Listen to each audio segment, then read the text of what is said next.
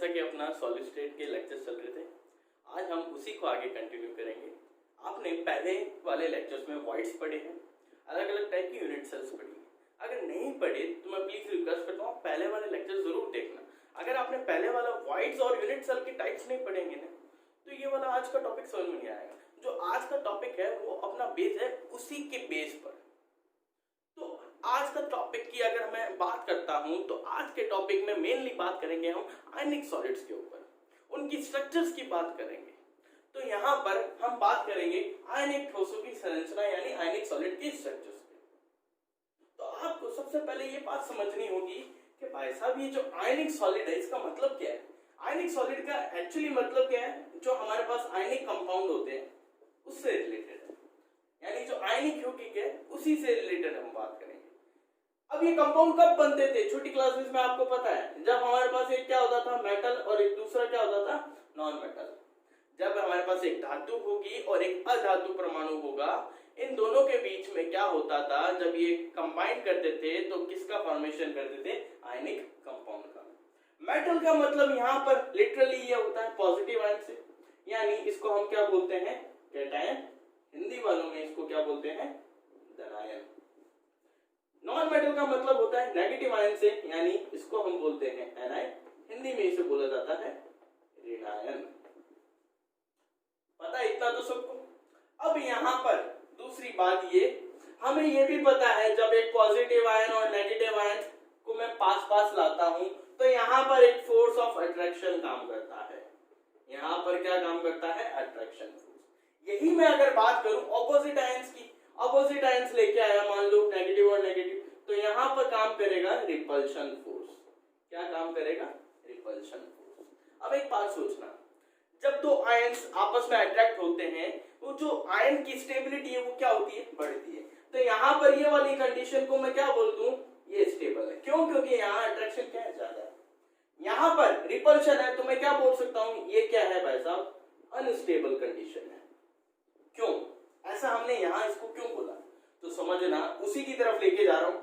यहाँ पर इस कंडीशन को मैंने स्टेबल क्यों बोला है, इसका मतलब क्या है वो समझना।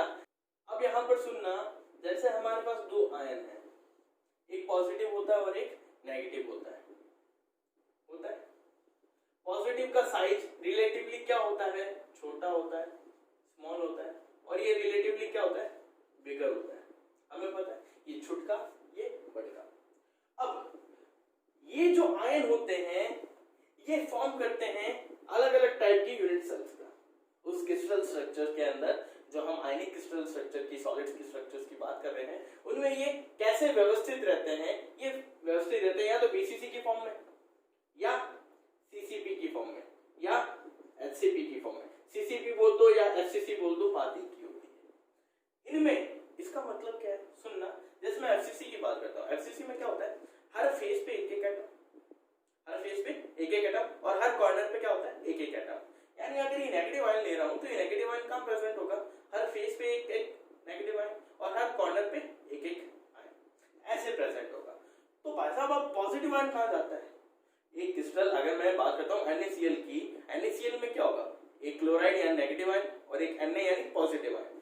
Cl तो मान लेते हैं, Cl तो मान लेते हैं कि भाई साहब FCC की तरह स्ट्रक्चर्स में फॉर्म है। एग्जांपल ले रहा हूं, होता है नहीं होता वो बात की बात है, एग्जांपल ले रहे हैं। Cl तो क्या हो गया, कॉर्नर पे प्रेजेंट हो गया, फेसेस पे भी प्रेजेंट हो गया, Na कहां जाएगा, बेचारा Na कहां जाएगा।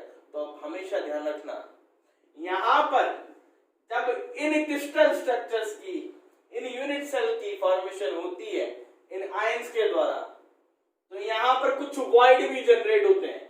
क्या जनरेट होते हैं, वॉइड। अब वो वॉइड क्या कहते हैं, टेट्राहेड्रल वॉइड का हमने पढ़ा था, ऑक्टाहेड्रल वॉइड का हमने पढ़ा था। फॉर एग्जांपल अगर मेरे पास ये तीन एटम है, ये मेरे पास तीन एटम है, इनको मैंने देखा ये माइनस माइनस माइनस, ये सारे माइनस, यहां पर क्या है, कुछ जगह खाली है, एम्प्टी स्पेस है। तो यहां पर इस एम्प्टी स्पेस के साइज का या इससे छोटा मैं कोई एटम या कोई पार्टिकल यहां पर इंट्रोड्यूस कर सकता हूं, क्योंकि जगह खाली है, आराम से आ सकता है। तो मैंने क्या किया, यहां पर एक पॉजिटिव आयन इंट्रोड्यूस करवा दिया भाई साहब। जैसे ही मैंने पॉजिटिव आयन इंट्रोड्यूस करवाया, जैसे ही मैंने इंट्रोड्यूस करवाया, उससे पहले की अगर सिचुएशन देखूं तो क्या थी, ये नेगेटिव नेगेटिव नेगेटिव। जब नेगेटिव नेगेटिव आयन आपस में पास आते हैं, अभी मैंने बताया है, उनके बीच में रिपल्शन होता है। जब रिपल्शन होगा ये आयन एक दूसरे से क्या भागेंगे, दूर दूर, तो क्रिस्टल की स्ट्रक्चर क्या हो जाएगी, गड़बड़ा जाएगी। तो इसलिए मैंने इस कंडीशन को क्या बोला था, अनस्टेबल। लेकिन जैसे ही मेरे को वॉइड दिखी, वॉइड दिखने पर मैंने इसमें एक पॉजिटिव आयन टिका दिया, क्योंकि जगह खाली थी और ये जो आयन था ये इससे छोटा था, माना है मैंने, इससे छोटा था। जैसे ही मैंने ये टिकाया, भाई साहब अब यहां पर क्या होगा, ये पॉजिटिव आयन आ गया, इसका इससे क्या होगा, अट्रैक्शन, इससे भी क्या होगा, अट्रैक्शन, इससे भी क्या होगा, अट्रैक्शन। जैसे ही अट्रैक्शन मिलेगा, ये जो स्ट्रक्चर होगी ये क्या हो जाएगी भाई साहब, स्टेबल हो जाएगी। तो यहां पर मैं एक चीज बोल सकता हूं, जो आयंस होते हैं पॉजिटिव स्पेशली, वो कहां पाए जाएंगे, वॉइड में। वो कहां पाए जाएंगे, वॉइड में। क्यों, क्योंकि इनका साइज रिलेटिवली क्या होता है, छोटा होता है। और जो नेगेटिव आयंस होते हैं वो किस तरह मिलेंगे हमें, एक क्रिस्टल की स्ट्रक्चर में, या तो बीसीसी की फॉर्मेशन करेंगे या सीसीपी की या एचसीपी की। आई बात समझ में। तो हुआ क्या, मेन कहानी क्या हुई, मेन कहानी ये थी, हमने यूनिट सेल्स पढ़ा था बेसिक, हमने वॉइड्स पढ़ी थी बेसिक। अब वो दोनों बेसिक अगर आप लोगों ने पढ़े हैं, तो आयनिक क्रिस्टल स्ट्रक्चर को इसमें टिकाना, टिकाने का मतलब क्या है, आयनिक कंपाउंड का मतलब क्या था, एक मेटल और एक नॉन मेटल, यानी एक पॉजिटिव आयन और एक नेगेटिव आयन। उनमें वो जो नेगेटिव आयन है, वो जो नेगेटिव आयन है वो हो सकता है इस टाइप की क्रिस्टल स्ट्रक्चर की फॉर्मेशन करके बैठे हो, ठीक है। तो भाई साहब पॉजिटिव आयन कहां जाएगा, जब इन्होंने इस टाइप की स्ट्रक्चर का फॉर्मेशन कर लिया, तो ये वाले आयन जो पॉजिटिव आयन ये कहां जाएंगे, ये जाएंगे उनके वॉइड्स में, जहां पर जगह खाली है। तो इस तरीके से पूरी स्ट्रक्चर क्या होती है, धीरे धीरे बनती जाती है। ये हुई आयनिक सॉलिड के स्ट्रक्चर की बात। अब हम बात करेंगे, ये बेसिक है सारा, ये सारा बेसिक आयनिक सॉलिड की स्ट्रक्चर का। आप लोगों को इतनी बात समझ में आ जाती है कि भाई साहब पॉजिटिव आयन रिलेटिवली मोस्टली कहां जाते हैं, छोटे होते हैं तो वॉइड में जाते हैं, नेगेटिव आयन रिलेटिवली बिगर होते हैं, इसलिए इन टाइप की स्ट्रक्चर का फॉर्मेशन करते हैं। अब हमेशा ध्यान रखना, जरूरी नहीं कि पॉजिटिव आयन हमेशा वॉइड में जाए और नेगेटिव आयन हमेशा इन टाइप की स्ट्रक्चर का फॉर्मेशन करे, ये जरूरी नहीं है। कुछ एक कंडीशन में इसका रिवर्स भी होता है, पॉजिटिव आयन बनाते हैं इन टाइप की स्ट्रक्चर, नेगेटिव आयन बनाते हैं वॉइड में जाते हैं। तो ये ध्यान रखना, मैं अभी बताऊंगा। अब हम बात करेंगे आयनिक सॉलिड जो स्ट्रक्चर्स है वो उनकी टाइप की बात करें। अब देखो आयनिक सॉलिड की जो स्ट्रक्चर्स होती है वो इन तीन टाइप से हो सकती है। एक होती है एबी टाइप, एक होती है AB2 टाइप, एक होती है A2B टाइप। इसका मतलब क्या है, सुनना, अगर मैं AB टाइप की बात करूं, AB टाइप की बात करूं तो देखो यहां इसका कंट्रीब्यूशन कितना है 1, B का भी कितना है 1, तो यहां पर जो रेशियो होता है कंपोजिशन में वो क्या होता है 1:1। यहां पर देखो कंट्रीब्यूशन में 1:2, यहां पर अगर देखो अनुपात 2:1। तो इस तरीके से अगर कंट्रीब्यूशन हो किन्हीं कंपाउंड्स का तो इस टाइप से डिफाइन होती है ये AB टाइप, AB2, A2B। अब इनमें मेनली हमें जो क्रिस्टल स्ट्रक्चर्स पढ़नी है हमारे जो कोर्स में है वो क्या क्या है, इनमें तीन टाइप की स्ट्रक्चर्स आ जाती है। पहली आती है NaCl यानी सोडियम क्लोराइड, दूसरी आती है सीजियम क्लोराइड, तीसरी आती है जिंक ब्लेंड बोलते हैं जिसे, जिंक सल्फाइड की। यहां पर AB2 टाइप में देखना, इसका एक दूसरा नाम है, इसको बोलते हैं fluoride crystal structure. Fluoride crystal structure के नाम से AB2 टाइप भी बोलते हैं इसे, यानी AB2 टाइप का दूसरा नाम क्या हुआ, फ्लोराइड क्रिस्टल स्ट्रक्चर। अब इसमें मेनली जो हम पढ़ते हैं वो है CaF2 की स्ट्रक्चर। A2B टाइप का मतलब हुआ, इसका दूसरा नाम बोलते हैं एंटी फ्लोराइड क्रिस्टल स्ट्रक्चर। इसमें हम मेनली पढ़ते हैं Na2O टाइप का। इसके और भी एग्जांपल्स होंगे, वो हम क्रिस्टल स्ट्रक्चर्स जब पढ़ेंगे इन सब की तब हम धीरे धीरे बात करेंगे, ठीक है। बात आई समझ में, क्या था आयनिक सॉलिड की जो स्ट्रक्चर्स है वो मेनली तीन टाइप की हो सकती है। वो क्या है, AB टाइप हो सकता है। AB टाइप का मतलब जहां पर कंपोजिशन का जो कंट्रीब्यूशन है अलग अलग सब्सटेंस का वो क्या हो 1:1। AB2 का मतलब ये हो जहां पर कंट्रीब्यूशन कैसा हो 1:2 की फॉर्म में हो। A to B का मतलब क्या हो, जहां कंट्रीब्यूशन कैसा हो, 2:1 की फॉर्म में। यहाँ पर हमने मेनली पढ़नी इन टाइप की क्रिस्टल स्ट्रक्चर्स को। जो AB2 टाइप की क्रिस्टल स्ट्रक्चर है उसके हम बोलते हैं फ्लोराइड क्रिस्टल स्ट्रक्चर, और जो A2B टाइप की क्रिस्टल्स है उसको हम बोलते हैं एंटी फ्लोराइड क्रिस्टल स्ट्रक्चर। अब क्रिस्टल स्ट्रक्चर्स ये तो ठीक है, पैसा के पढ़ लेंगे, लेकिन अब हम जब स्टार्ट करेंगे इन सब की स्ट्रक्चर पढ़ना, उससे पहले हमें एक चीज पढ़नी बहुत जरूरी है। वो बात है, वो चीज है रेडियस रेशियो, या इसे बोला जाता है लिमिटिंग रेडियस रेशियो। अब लिमिटिंग रेडियस रेशियो का मतलब क्या है? अभी मैंने आपको वॉइड का एग्जांपल लेकर के बताया था। फॉर एग्जांपल, कहीं ये ट्रायंगुलर वॉइड बन रही है, कहीं ये ट्रायंगुलर वॉइड बन रही है, वॉइड तो बन रही है भाई साहब। अब इसमें जगह इतनी सी है, तो इसका मतलब यहाँ पर इतना बड़ा एटम तो आ नहीं सकता इसके अंदर, ये छोटा सा एटम आएगा, आएगा ना।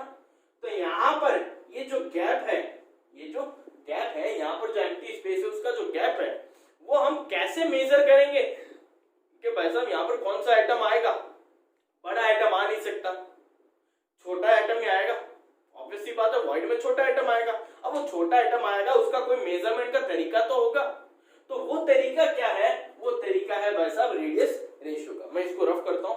अब हम बात करेंगे रेडियस रेशियो की, यानी त्रिज्या अनुपात की। देखो रेडियस रेशियो का मतलब क्या होता है, हमारे पास जो भी क्रिस्टल है उस क्रिस्टल में एक हमारे पास पॉजिटिव आयन होगा, एक हमारे पास नेगेटिव आयन होगा, तो उनके रेशियो लूं मैं। रेडियस रेशियो में क्या मतलब क्या है? R of cation upon R of anion की बात करता हूं, यानी धनायन की त्रिज्या और ऋणायन की त्रिज्या का अनुपात लेता हूं। धनायन और ऋणायन की त्रिज्या का अनुपात लेता हूं तो मेरे को जो मिलता है त्रिज्या अनुपात मिलता है, यानी रेडियस रेशियो मिलता है। अब यहां से जो वैल्यू आई, मान लो x वैल्यू आई, क्या वैल्यू आई? x। अब इस x वैल्यू के हिसाब से मैं बताऊंगा कि जो हमारे पास पॉजिटिव आयन है वो किस वॉइड में जाएगा, वो किस वॉइड में जाएगा, और जो हमारे पास नेगेटिव आयन है वो कैसी स्ट्रक्चर का फॉर्मेशन करेगा। ठीक है, तो यहां पर ये x की वैल्यूज क्या करेगी, अलग अलग जगह वेरी करेगी। तो मैं एक टेबल बना रहा हूं जहां पर हम इस रेडियस रेशियो की वैल्यूज की बात करेंगे। अलग अलग वैल्यूज के लिए अलग अलग वॉइड डिसाइडेड किया जाएगा। ठीक है, अब यहां सुनना, यहां पर ये मैंने टेबल बनाई है। अब इस टेबल को याद क्यों रखना है? इसको याद इसलिए रखना है क्योंकि जब भी हम क्रिस्टल स्ट्रक्चर की फॉर्मेशन करेंगे तो हमें पता लगना चाहिए, अगर हमारे पास रेडियस की रेशियो ये ऐसे वैरी करेगी तो हम बता सकते हैं कि जो आने वाला पॉजिटिव आयन है या जो आने वाला छोटा आयन है, मैं पॉजिटिव ना बोल के ये बोलूंगा, जो आने वाला स्मॉल आयन है वो कहां जाएगा? इन वॉइड्स में जाएगा। अगर हमें ये पता लग जाता है इन वॉइड्स में जाएगा तो हम ये पता लगा सकते हैं कि भाई साहब जो दूसरा वाला आयन है वो कौन सी टाइप की यूनिट सेल का फॉर्मेशन करेगा, और इस प्रकार से हम क्रिस्टल की पूरी स्ट्रक्चर का बता सकते हैं।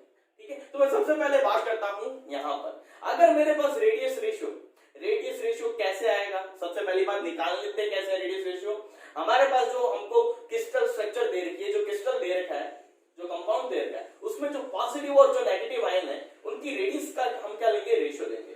अगर वो मेरे पास रेशियो 0 से लेकर के 1.155 के बीच वेरी करता है, 0.155 के बीच वेरी करता है, तो मैं बता सकता हूं कि भाई साहब उस क्रिस्टल की स्ट्रक्चर कैसी होगी? लीनियर होगी। और लीनियर स्ट्रक्चर होगी तो मैं उसका कोऑर्डिनेशन नंबर भी क्या बता सकता हूं? इजीली बता सकता हूं। अगर यहां पर देखना ये 0.155 से कम होगी तब तक है, जैसे ही 0.155 हुई, 0.155 से 0.225 के बीच में हुई, तो जो रेडियस रेशियो होगा उसके हिसाब से मैं बता सकता हूं जो आने वाला आयन है वो कहां जाएगा? ट्रायंगुलर वॉइड में। अगर मैं यहां देखूं 0.225 से रेडियस रेशियो 0.414 के बीच वेरी करता है, तो जो आने वाला आयन है वो कहां जाएगा? टेट्राहेड्रल वॉइड में। यही अगर 0.414 से 0.732 तक वेरी करता है तो मैं बोल सकता हूं कहां जाएगा? ऑक्टाहेड्रल वॉइड में। अब तुम लोग सोच रहे होगे कि भाई साहब ये यहां पर है, यहां पर है, तो यहां पर सुनना, इसका मतलब क्या है? रेडियस रेशियो की वैल्यू 0.155 हो, या तो क्या हो? 0.155, या 0.225 से कम हो, 0.225 होगी तो जो वॉइड होगा वो कैसा कंसीडर किया जाएगा, टेट्राहेड्रल। ऐसे ही अगर 0.155 है तो कैसी कंसीडर की जाएगी, ट्रायंगुलर। लेकिन 0.155 से कम है तो कौन सी कंसीडर जाएगी, लीनियर। इसी तरह यहां पर 0.732 है तो क्या कंसीडर किया जाएगा, बीसीसी। लेकिन 0.732 से कम है, आरआर की वैल्यू क्या है, 0.732 से कम है तो कौन सा कंसीडर किया जाएगा, ऑक्टाहेड्रल। इस तरीके से आप लोगों को ये टेबल याद रखनी है और किस वॉइड में कौन सा आयन प्रेजेंट होगा उसकी ये चीजें याद रखनी है। ठीक है, अब मैं आपको अलग अलग स्ट्रक्चर्स को विद एक्सपेरिमेंटली जो सेटअप डाटाज है हमारे पास अलग अलग आयन की रेडियस के, उसके हिसाब से हम क्रिस्टल की स्ट्रक्चर को पढ़ेंगे। ठीक है, क्योंकि अब हम यहाँ अलग अलग क्रिस्टल्स को लेंगे और उनकी वाइट और उनकी स्ट्रक्चर का पता लगाएंगे। तो सबसे पहले मैं बात करता हूं यहाँ पर NaCl की। देखो एक्चुअली क्या है, बाकी बुक्स को मैं या फिर कोई भी आप टेक्स्ट बुक उठाओगे वहां पर आपको डायरेक्ट बोल रखा होगा कि हाँ भाई NaCl की स्ट्रक्चर ऐसी होती है ऐसी होती है, वो तुम्हें रटने का। लेकिन हम उसको उस वे से ना पढ़ करके अलग वे से पढ़े। अगर हमारे पास डाटा है, अगर हमारे पास Na आयन और क्लोराइड आयन की रेडियस का डाटा है तो हम उसको निकाल के भी तो फाइंड कर सकते हैं, वैसे ही हम करेंगे। तो मेरे पास देखा मैंने कि भाई साहब Na+ आयन है और मेरे पास क्लोराइड आयन है। अगर मेरे को इसकी रेडियस का डाटा पता है, मैं एनसीईआरटी के अकॉर्डिंग इनकी रेडियस का डाटा ले रहा हूं। Na का क्या होता है 116 पिकोमीटर और इसका 167 पिकोमीटर ये होता है। अब आपको क्या करना है, रेडियस रेशियो क्या होता था, कैटायन आयन और एनायन आयन की रेडियस का रेशियो, उसे हम क्या बोलते थे, रेडियस रेशियो। तो मैं क्या करूं, Na+ की रेडियस अपॉन क्लोराइड आयन की रेडियस लेता हूं। Na+ 116 और ये 167। अब इसको काटो, अब इसको डिवाइड करो। इसको काटा तो मेरे पास वैल्यू आई 0.694। जैसे ही मैंने इसको काटा तो मैंने को वैल्यू मिली क्या, 0.694। अब इस 0.694 को मतलब क्या है, आप लोगों को इमेज में दिख रहा होगा, मैंने जो आपको टेबल बनवाई थी। अब देखो ये 0.694 की वैल्यू कहां वेरी कर रही है, आपको नजर आएगा वॉइड्स में। अगर देखो ऑक्टाहेड्रल वॉइड में, ऑक्टाहेड्रल वॉइड में देखो कहां से कहां तक वैरी हो रही है, उसके बीच में ही आ रहा है ये डाटा। इसका मतलब यहां पर इस वैल्यू के हिसाब से मैं बता सकता हूं जो Na+ आयन है, यानी जो छुटका आयन है, स्मॉल आयन है Na+ यहां, वो कहां प्रेजेंट होगा भाई साहब, ऑक्टाहेड्रल वॉइड में। कहां प्रेजेंट होगा, ऑक्टाहेड्रल वॉइड में। ये ऑक्टाहेड्रल वॉइड में चला गया, ये ऑक्टाहेड्रल वॉइड में चला गया। अब बचा कौन, क्लोराइड आयन। ये कहां प्रेजेंट होगा, अब सुनना, ऑक्टाहेड्रल वॉइड दिमाग में देखो कहां प्रेजेंट होती थी, हमने सबसे पहले क्या की थी, FCC। तो यहां पर क्लोराइड आयन कैसे प्रेजेंट रहेगा स्ट्रक्चर में, FCC की फॉर्म में। इसका मतलब ये हुआ मेरे पास एक FCC की स्ट्रक्चर है जहां पर कोनों पर, कॉर्नर्स पे और फेसेस के सेंटर्स पे कौन मौजूद रहेगा, क्लोराइड आयन। अब Na+ कहां मौजूद रहेगा, उनमें जो ऑक्टाहेड्रल वॉइड्स है, उनमें जो ऑक्टाहेड्रल वॉइड्स है वो कहां होती थी, याद करना, वहां किसको रख देंगे हम, Na+ को। अब यहां पर देखना मैंने क्या किया, मैंने एक FCC स्ट्रक्चर बनाई। अब मुझे FCC स्ट्रक्चर का कैसे पता, मैंने Na+ को अभी देखा था, Na+ कहां प्रेजेंट होता है भाई साहब, ऑक्टाहेड्रल वॉइड में, पता है। अब इस जैसे मेरे को ये मिला, पता लगा ऑक्टाहेड्रल वॉइड में ये प्रेजेंट होता है, इसका मतलब जो क्लोराइड आयन है वो कहां प्रेजेंट होंगे, FCC की स्ट्रक्चर में। यानी FCC की पूरी स्ट्रक्चर मैंने बना दी। यहां पर जो रेड डॉट आपको मिल रहे हैं वो सारे आपको क्या दिखाई देंगे, क्लोराइड आयन की फॉर्म में, जो FCC की स्ट्रक्चर में हर कॉर्नर पे एक एक क्लोराइड एटम और हर एक फेस के सेंटर पे एक एक क्लोराइड एटम। अब थोड़ा सा दिमाग लगाना, हमने जब ऑक्टाहेड्रल वॉइड्स की प्रेजेंस देखी थी FCC स्ट्रक्चर में, क्या थी, एक बॉडी के सेंटर में ऑक्टाहेड्रल वॉइड होता था। यानी ये रहा, ये ऑक्टाहेड्रल वॉइड है, ये मिड वाला, ठीक है। अब इस ऑक्टाहेड्रल वॉइड के बीच में जो मेरे पास एम्प्टी स्पेस है वहां कौन जाएगा, Na+। ये मैंने Na+ दिखा दिया, ब्लैक से जो शो कर रहा हूं वो क्या है, Na+ आयन है, ठीक है। और कहां थे ऑक्टाहेड्रल वॉइड, हर एज के सेंटर पे, हर एज के सेंटर पे बना दो भाई साहब। ये रहा, ये रहा, ये रहा, ये रहा, ये रही एज का सेंटर, ये रहा एज का सेंटर, ये रहा, ये टोटल एजेस कितनी है हमारे पास? 12। तो हर एज के सेंटर पर मैंने क्या बना दिया? Na+Ion बना दिया। अब सुनना, अब यहां पर देखना, अब आपको कोऑर्डिनेशन देखना है, आपको समन्वय संख्या देखनी है। यानी इसका मतलब ये है, आपको ये देखना है कि एक Na कितने क्लोराइड आयन से गिरा है और एक क्लोराइड आयन कितने Na से गिरा है। मैंने बीच वाला Na पकड़ा, मैंने बीच वाला Na पकड़ा, तो मैंने देखा ये जो Na है, एक क्लोराइड से, 2 क्लोराइड से, 3 क्लोराइड से, 4 क्लोराइड से, 5 क्लोराइड से और 6 क्लोराइड से गिरा है। इसका मतलब क्या है? आप किसी भी क्लोराइड आयन को पकड़ो, आप किसी भी क्लोराइड आयन को पकड़ो, वो आपको 6 Na+Ion से गिरा हुआ मिलेगा। या आप किसी भी Na आयन को पकड़ो, वो 6 क्लोराइड आयन से गिरा हुआ मिलेगा। आप इसको और बड़ा बना करके, फॉर एग्जांपल इस क्लोराइड आयन की देखते हैं। देखो ये क्लोराइड आयन एक है, अब हमें देखना है ये कितना Na से गिरा है। तो इधर देखो, इस यूनिट सेल की बात करूं मैं, तो एक Na ये रहा, ये रहा एक Na, एक ये रहा, एक ये रहा, कितने हुए? 3। अभी भी बाकी, इसके इधर भी तो क्या होगी? एक एज होगी, यहां पर भी क्या होगा? एक Na, 4। इसके इधर भी क्या होगी? एक एज होगी यूनिट सेल वाली, उधर भी क्या होगा? एक Na, कितने हुए? 5। एक ऊपर भी होगी, तो ये टोटल कितने हो गए? 6। यानी कोई भी Na हो या कोई भी क्लोराइड आयन हो, वो 6 कोऑर्डिनेशन नंबर से क्या होगा? गिरा हुआ रहेगा। यानी यहाँ Na का कोऑर्डिनेशन भी क्या है? 6, और क्लोराइड का भी कोऑर्डिनेशन क्या है? 6।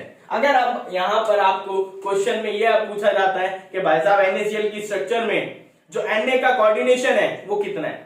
Na का कोऑर्डिनेशन क्लोराइड आयन से कितना होगा? 6 से, और क्लोराइड आयन का Na से कितना होगा? 6 से। यानी 6 आयन से गिरा हुआ होगा Na, और 6 आयन से कौन गिरा हुआ? क्लोराइड। इसी तरह ये आपकी Na+ यानी NaCl की स्ट्रक्चर का आपको पता लगा। अब आपको इसी तरह अलग अलग टाइप की स्ट्रक्चर का पता लगाना है।